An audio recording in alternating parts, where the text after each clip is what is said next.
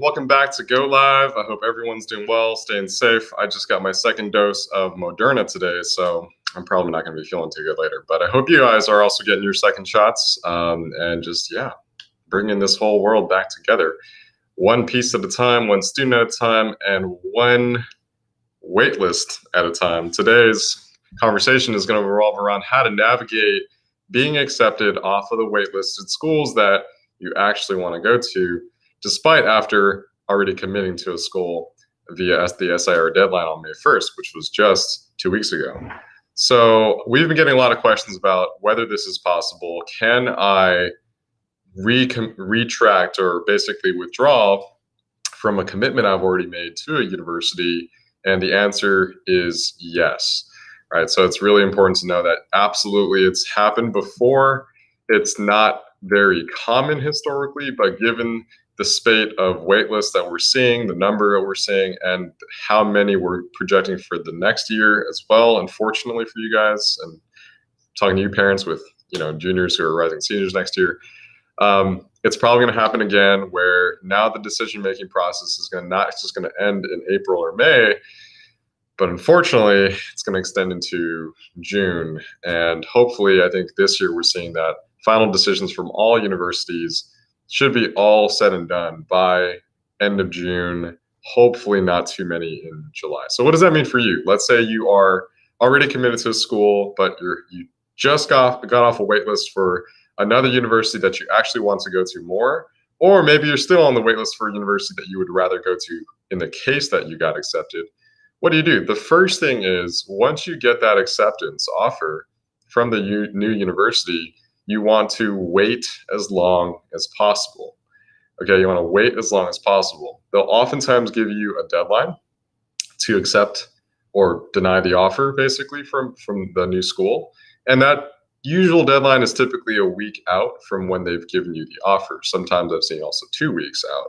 So you don't want to make any drastic moves right away, because there's actually a process you need to follow to properly retract or withdraw from your current university and go into the next one.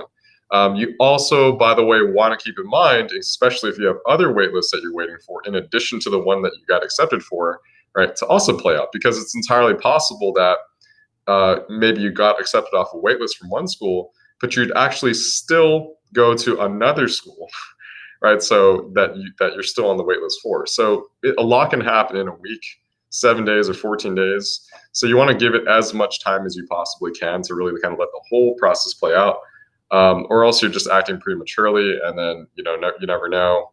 Maybe you get off a 2 or 3 week waitlist in the span of 7 days, and now you're just caught in the middle, withdrawing, recommitting, committing, and it gets really messy. So wait as long as possible, meaning don't make any formal commitments to a school until a day before, or perhaps even the day of that deadline, right? Really to kind of stretch out all possibilities on your plate. Step number 2 is to check your current committed college's website for instructions on how to withdraw or retract your commitment, right, or / your enrollment. And it's as simple as Google searching the name of your university and how to withdraw, right? And typically you will find a page on how to do that. Some universities have it, within the portal already. And some universities are a lot more complicated. You actually have to do like an exit interview and complete like a special form, all these things. So you just really got to look for the instructions for any kind of details that you might be missing prior to, committing to another school. You never want to commit to 2 schools simultaneously, guys. Okay, so just avoid that. So hence, it's really, really important you follow the proper instructions on how to withdraw from a school.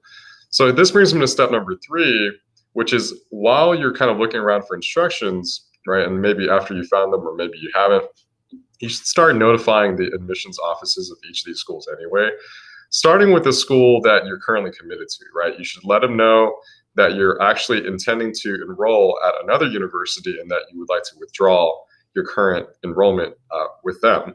And that you've already found the instructions. But if you haven't found the instructions and you don't know how to do it, you don't know how to withdraw, you can simply just write the general admissions email or their contact form and let them know.